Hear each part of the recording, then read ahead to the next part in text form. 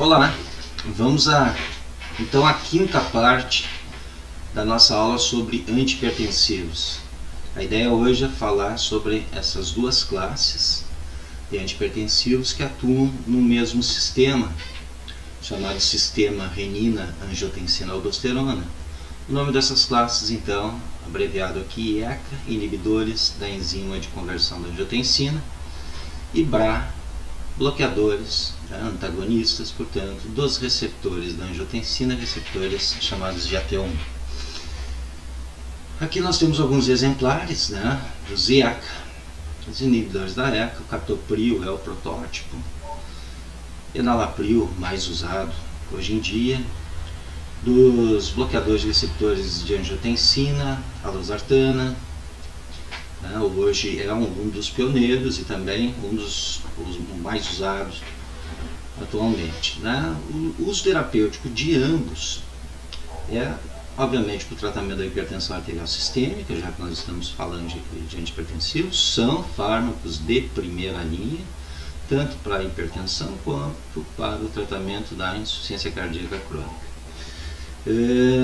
São de primeira linha os IECA, e os bloqueadores do receptor da angiotensina, eles vêm sendo usados como substitutos do IECA por não promoverem alguns efeitos colaterais intolerados por alguns pacientes que usam IECA. Então eles passam a ser substitutos, apesar que alguns trabalhos dizem que eles têm eficácias muito similares em termos como antihipertensivos, e os bloqueadores de receptores da angiotensina já deveriam ser, ou os IECA já deveriam ter sido totalmente substituídos pelos BRA. Em relação ao tratamento de insuficiência cardíaca, esses estudos não são conclusivos, e os IECAs vêm sendo usados em primeira linha, sendo os BRA como substituto. Então, além do tratamento de insuficiência cardíaca, os IECA previnem a hipertrofia ventricular, o que é uma causa de insuficiência cardíaca, e também são usados em doença renal crônica, principalmente em diabéticos. Bom, é fundamental que a gente conheça o que é o sistema renina-angiotensina, a fisiologia do sistema renina-angiotensina, um breve resumo dele, para entender como essas classes farmacológicas de antihipertensivos atuam. Então esse sistema, ele funciona da seguinte forma. Nós temos um peptídeo liberado no fígado, chamado de angiotensinogênio, e que ele é clivado e convertido num fraco vasoconstritor chamado de angiotensina 1 por essa enzima aqui liberada pelo rim, a chamada renina.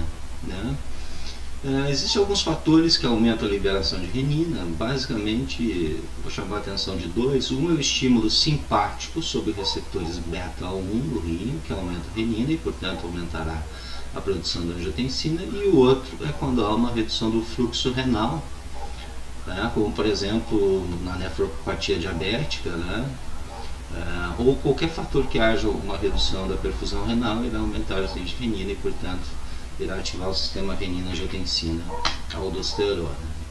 A angiotensina 1, ela está circulante, portanto, e ao passar principalmente pela circulação pulmonar, lá se encontra a enzima conversora da angiotensina, a ECA, que vai clivar a angiotensina, vai fazer uma nova clivagem, portanto, transformando a angiotensina 1 em angiotensina 2. Esse aqui é um decapeptídeo, 10 aminoácidos, esse aqui é um octapeptídeo, 8 aminoácidos. E essa angiotensina 2, ela é um vasopressor muito potente. Então esse sistema, fisiologicamente, ele serve para aumentar a pressão. Essa é a função do sistema. Quando aumenta a atividade simpática, a tendência é aumentar a pressão por vasoconstrição, mas também via indireta, endócrina, através da formação da angiotensina 2, também quando há queda de fluxo, há um estímulo para se aumentar a pressão. Agora observe, se esse sistema estiver hiperativado, isso pode causar, ser um dos fatores de causa de pressão alta, né, de hipertensão. Por quê? Porque a angiotensina 2 ela é um vasoconstritor e aumenta a resistência vascular periférica, aumentando a pressão, portanto. A angiotensina 2 também tem um efeito renal indireto. Ela atua na suprarrenal, né, no córtex da suprarrenal, na parte externa da suprarrenal, e estimula a liberação desse outro hormônio, que é a aldosterona. Por isso que o sistema é chamado de renina, que é uma enzima, angiotensina, que é um vasoconstritor, né, e que também estimula a secreção de aldosterona suprarrenal. E a aldosterona é um hormônio que atua nos tubos renais, retendo sódio, e portanto, né, por osmose, retém água. Tá? Esse é um outro fator que contribui para a elevação da pressão. A angiotensina também pode atuar no hipotálamo, aumentando a sensação de sede, de ingesta de líquido, né, bem como estimulando a liberação do ADH, aqui está o nome clássico dele, vasopressina. O ADH é um hormônio antidiurético que contribui junto com a aldosterona para a retenção de água. Então, todos os fatores aí são pressores, são para elevar a pressão.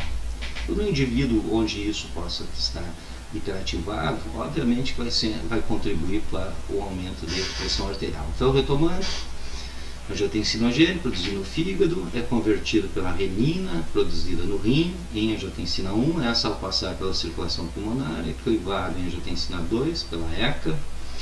E essa angiotensina 2 tem dois efeitos primários importantes, que é vasoconstrição, elevação da resistência vascular periférica, e retenção de líquido através da retenção de sódio pela aldosterona. Aqui é interessante também falar que a aldosterona ela retém sódio, mas aumenta a eliminação de potássio. Bom, onde é que nossos fármacos vão atuar? Então, os inibidores da ECA, obviamente, vão inibir essa enzima aqui, né, inibindo a conversão de angiotensina 1 em 2. E os bloqueadores do receptor da angiotensina, o receptor AT1, né, que estão localizados particularmente aqui no músculo liso vascular e na suprarrenal, né, que vão responder então ao estímulo da angiotensina. Se esses receptores forem bloqueados, nós teremos então uma redução dos seus efeitos. Ou inibindo a ECA, diminuindo os níveis de angiotensina, ou bloqueando diretamente os receptores, nós teremos então efeitos antihipertensivos.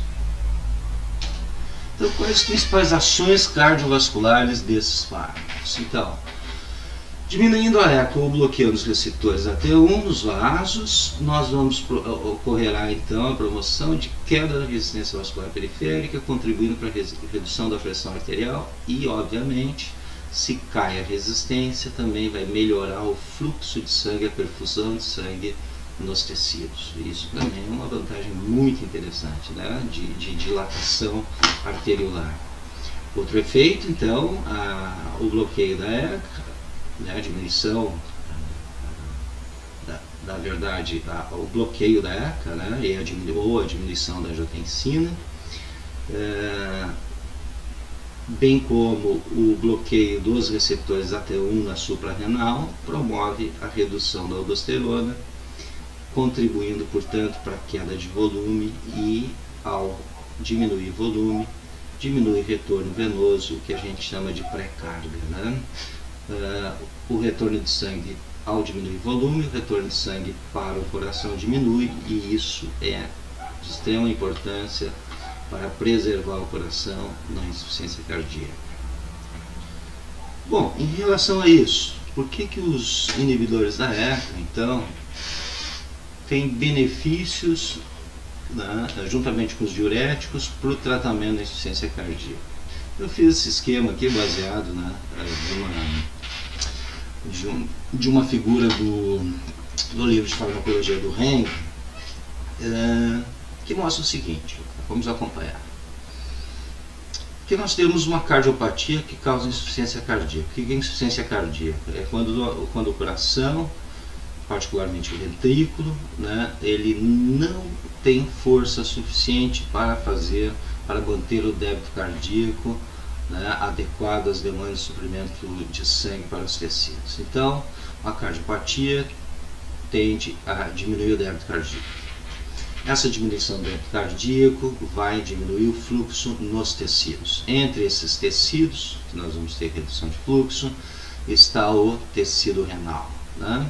Vocês devem lembrar lá do primeiro slide que eu disse que um dos fatores que aumenta a liberação de renina é o simpático e o outro, a diminuição do fluxo no rim. Então, essa diminuição do fluxo no rim vai aumentar a secreção de renina. Observe então que uma cardiopatia, né, principalmente em nível ventricular, diminuiu o débito cardíaco, que fez cair o fluxo tecidual de sangue entre esses tecidos do rim, o que vai aumentar os níveis de renina. Consequentemente, nós vamos ter aumento da produção de angiotensina, né? Angiotensina 1 e depois a 2. E a angiotensina 2, como nós falamos, é um potente vasoconstritor que irá aumentar a resistência vascular. Isso vai ter como consequência o aumento da pressão arterial e vai fazer o que a gente chama de aumento da pós-carga, né? O que é a pós-carga? Vocês imaginam que o coração está bombeando num sistema vascular, arterial, né? E se aqueles vasos lá, os menores vasos desse sistema arterial, eles se fecharem, né, nós vamos ter aumento da pressão interna nas artérias, mas o bombeamento cardíaco vai ter que ser maior, né? A força de contração vai aumentar o esforço do coração para bombear. Isso nós chamamos de pós-carga, ok? Consequentemente, se o trabalho cardíaco aumenta, a cardiopatia vai piorar e isso cria um ciclo vicioso, né? Aumentando, portanto, a redução do débito, que vai aumentar os níveis de renina, angiotensina, mais vasoconstrição e, portanto, maior pós-carga e maior trabalho cardíaco. Por outro lado, a angiotensina também aumenta a aldosterona e a aldosterona retém água e sódio. Esse aumento de água e sódio, né, aumento de volume, vai aumentar a pressão venosa, o retorno venoso e vai aumentar o que a gente chama de pré-carga, ou seja, o enchimento cardíaco vai aumentar.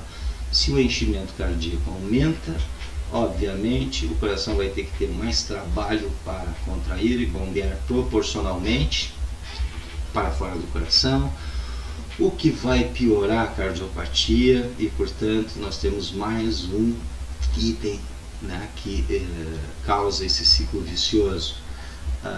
Tudo que aumentar o trabalho do coração irá piorar a cardiopatia, irá ativar mais o sistema renina, angiotensina, aldosterona, e seus efeitos, sejam por aumento da pós-carga ou aumento da pré-carga, irão contribuir para piorar ainda mais essa cardiopatia.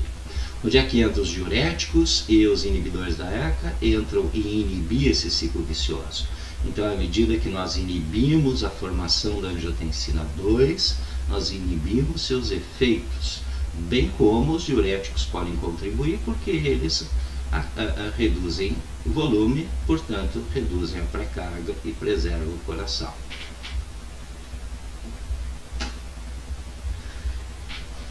Então, um resumo aqui do que nós podemos falar dos inibidores da ECA e dos BRA. Né? São fármacos de primeira linha no tratamento da raça. Aqui tem o exemplo aqui dos inibidores da ECA e como principal exemplo dos blocadores de receptores de angiotensina, nós teríamos a losartana. Então, eles reduzem a resistência vascular periférica e apresentam também, além disso, um efeito natriurético devido à redução da aldosterona. Natriurético quer dizer aumento da excreção de sódio e água, atuando, portanto, aditivamente aos diuréticos. De fato, os diuréticos, normalmente, tanto na hipertensão quanto na insuficiência cardíaca, são muito associados aos inibidores da ECA e aos BRA. Os tiazídicos, a hipertensão arterial, e os chamados de alça, como a furosemida, são mais potentes, os que são normalmente associados à insuficiência cardíaca. São extremamente úteis, portanto, na prevenção e no tratamento da insuficiência cardíaca, pois reduzem a pré- e pós-carga, diminuindo o trabalho do coração e melhorando a perfusão dos tecidos. E aqui um efeito interessante em longo prazo. Se sabe que a angiotensina 2, ela é um dos promotores da hipertrofia cardíaca. Então, à medida que ela é reduzida em médio e longo prazo, nós temos então uma prevenção desse remodelamento cardíaco, ou seja, do aumento do tamanho do coração com diminuição de função. Podem promover aqui alguns dos efeitos adversos, né? Na primeira dose, eles podem promover hipotensão, tá? Também podem fazer taquicardia reflexa. O que é taquicardia reflexa? É um aumento do ritmo cardíaco em função da dilatação vascular. Isso aqui é uma resposta fisiológica para compensar a queda da pressão. A taquicardia reflexa, ela ocorre devido a um sistema que nós chamamos, um sistema compensatório de regulação da pressão, que nós chamamos de baroreflexo, né?